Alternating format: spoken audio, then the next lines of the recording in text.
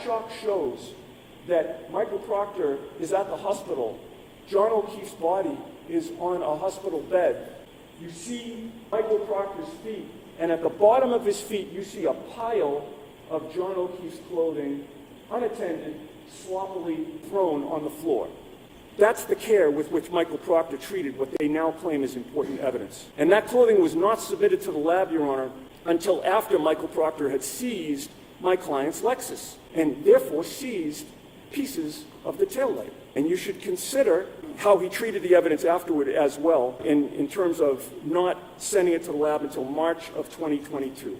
He had it for weeks. Michael Proctor's mother has described the Albert family as the Proctor's second family.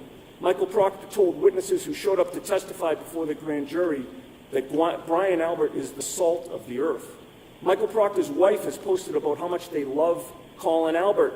The Proctors have constantly been photographed with the Alberts going back over a decade. We've shown that Michael Proctor's in a wedding party with Colin Albert. Colin Albert was the ring bearer at Michael Proctor's sister's wedding.